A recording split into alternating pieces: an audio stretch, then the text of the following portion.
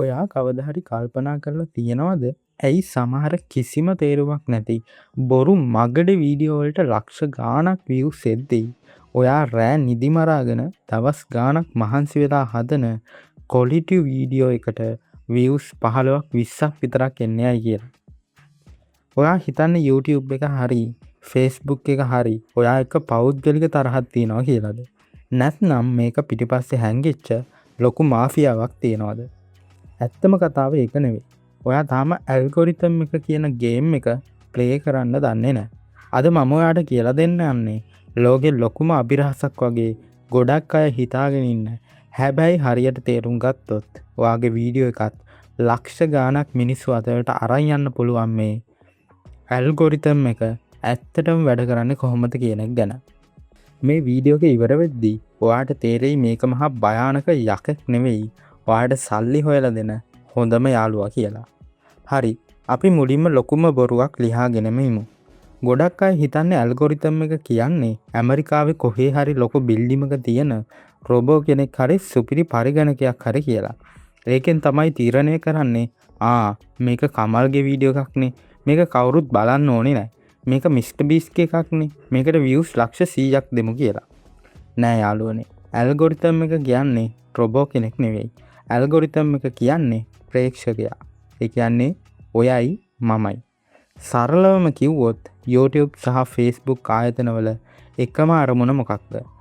මිනිස්සුන්ව පුළුවන් තරම් වෙලා එයාලගේ ඇප් එක ඇතුළේ තියාගන්න එක. ඇයි එහෙම තියාගන්නේ? එතකොට තමයි එයාලට පුළුවන් අපිට ඇඩ් පෙන්නලා සල්ලි හොයන්න.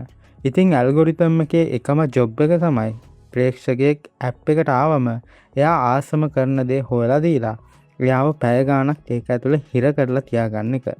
ඉතින් ඔයාගේ වීඩියෝ එක මිනිස්සුන්ව ඒ විදිහට රඳවා ගන්නවා නම් ඇල්ගොරිතම් එක ඔයාගේ වීඩියෝ එක තව දහස් ගාණකට පෙන්නනවා.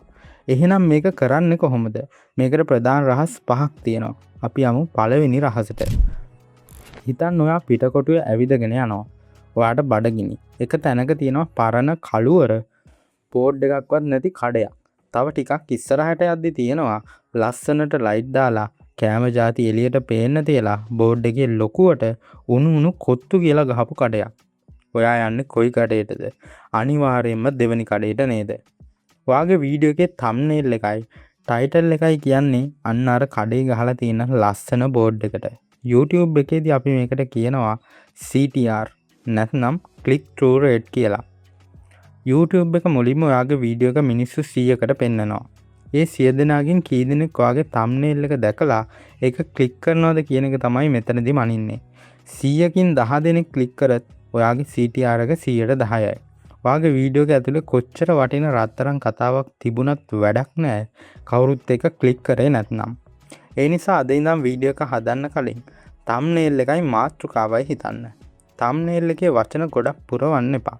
පැහැදිලි රූපයක්, මුහුණේ හැඟීම් සහ කුතුහලය දනවන වචන 3ක් හෝ 4ක් විතරක් පාවිච්චි කරන්න. හැබැයි මෙතන ලොකු උගුලක් තියෙනවා. ඔයා thumbnail එකට මෙන්න ලෝකාන්තයෙන් පැනපු අරුම පුදුම මිනිසා කියලා දාලා වීඩියෝ එක ඇතුලේ ඔයාගේ ගෙදර පූසා ගැන පෙන්නුවොත් මොකද වෙන්නේ? මිනිස්සු වීඩියෝ එක ක්ලික් කරනවා. හැබැයි තප්පර 5න් වීඩියෝ එක වහලා දාලා යනවා. අන්න එතනදී තමයි YouTube ඇල්ගොරිතම් එකේ ඊළඟ භයානකම රහස එළියට එන්නේ. අර මම කලින් කිව්ව කඩේට ඔයා ගියා කියමුකෝ. හැබැයි කොත්තුව කෑම එක කිසිම රහක් නැහැ. ඔයා මොකද කරන්නේ? භාගයක් කාලා සල්ලි දීලා බැන එළියට එනවා. ආයේ කවදාවත් ඒ කඩේට යන්නේ නැහැ. YouTube එකෙත් මේකම තමයි වෙන්නේ. මිනිස්සු ආගේ වීඩියෝ එක ක්ලික් කරලා ඇතුළට ආවට පස්සේ යාලා කොච්චර වෙලාවක් ඒ වීඩියෝ එක බලනවද කියන එක YouTube එක මනිනවා. මේකට කියන්නේ AVD. ඒ කියන්නේ average view duration. එහෙමත් නැත්නම් audience retention කියලා. ඔයාගේ වීඩියෝ එක විනාඩි 10ක් දෙකයි නම් මිනිස්සු සාමාන්‍යයෙන් විනාඩි 5ක්වත් ඒක බලනවා නම් ඒ කියන්නේ 150ක retention එක. YouTube algorithm එකට යන signal එක තමයි අඩේ මේ වීඩියෝ එක පට්ට. මිනිස්සු මේක බලනවා. මේක තව 1000කට පෙන්වන්න ඕනේ කියන එක. එහෙනම් කොහොමද මිනිස්සුන්ව වීඩියෝ එකේ රඳවා ගන්නේ? පළවෙනි තප්පර 30 තමයි වැදගත්ම. පටන් ගත්ත ගමන් ආයිබුවන් යාළුවනේ, අද මම කන්න හැදුවේ ඊයේ මට මෙහෙම වුණා. මගේ channel එක subscribe කරන්න ගන්න එපා. මිනිස්සුන්ට ඔයාව වැඩක් නෑ මුලදී. යාළුවට ඕනේ යාළගේ ප්‍රශ්නට උත්තරේ. ඒ නිසා කෙලින්ම මාතෘකාවට බහින්න. වීඩියෝ එකේ තියෙන හොඳම කෑල්ලක් මුලින්ම පෙන්වන්න. ඊට පස්සේ වීඩියෝ එක නීරස නොවෙන්න හැම තප්පර 5කට 10කට සැයම්ම රූප රාමුව කැමරා ඇන්ගල් එක හරි මොකක් හරි වෙනස් කරන්න. මේකට කියන්නේ පැටර්න් ඉන්ටරප්ට්ස් කියලා. හරි. දැන් ඔයා ලස්සන තම්බ්නෙල් එකක් හැදුවා. මිනිස්සු වීඩියෝ එක පුරාවටම බැලුවා. දැන් ඔයා ගොඩද? නෑ. YouTube එකට මේක විතරක් මදි. එයාලා ඔයාගෙන් බලාපොරොත්තු වෙනවා තව එක ලොකු දෙයක්. ඒක කළොත් නම් ඔයාගේ channel එක රොකට් එකක් වගේ උඩට යනවා. ඒ මොකක්ද දන්නවද?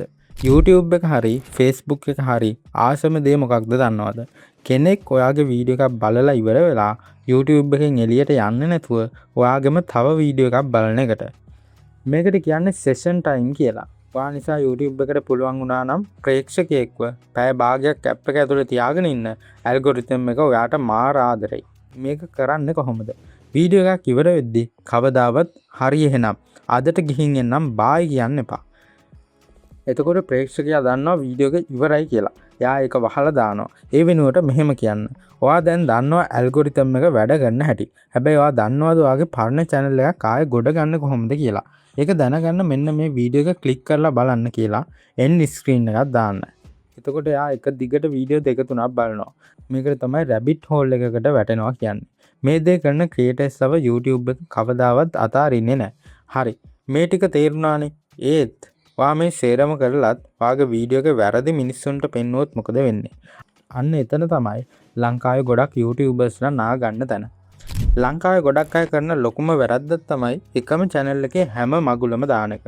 අද දානවා ගේම් ගහන වීඩියෝ එකක්, හෙට දානවා අම්මා උයන වීඩියෝ එකක්, අනිද්දා දානවා පාර යන පෙරහැරක්.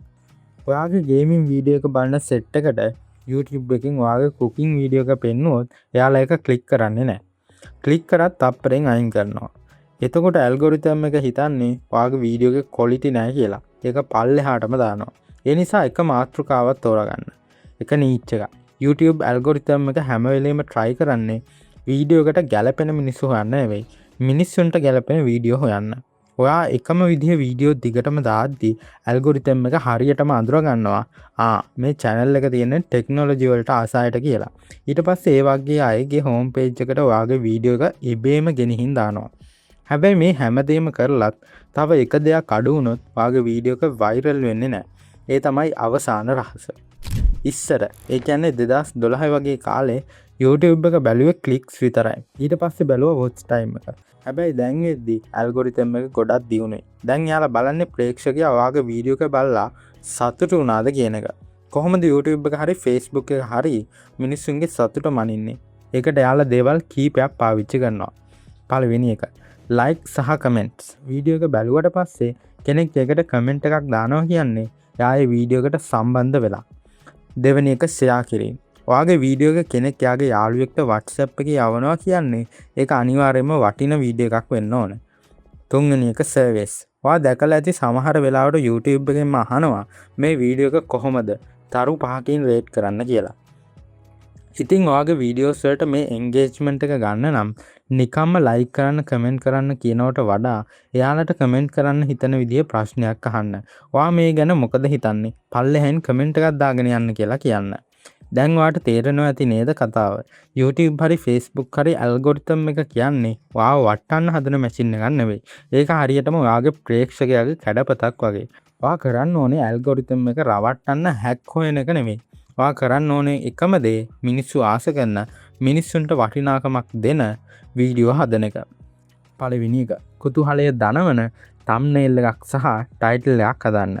දෙවෙනි එක මුල් තප්පර 30 ඇතුලේ කම්මැලි නැතුව කතාවට බහින්න. තුන්වෙනි එක වීඩියෝ එක ඉවර වෙද්දී තව වීඩියෝ එකක් බලන්න යාළුවව යොමු කරන්න.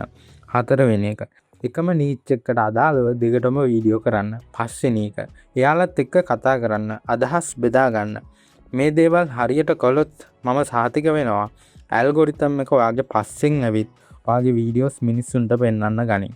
ඉතින් අද කතා කරපු දේවල් වලින් ඔයා අලුත් දෙයක් ඉගෙන ගත්තා කියලා මම හිතනවා.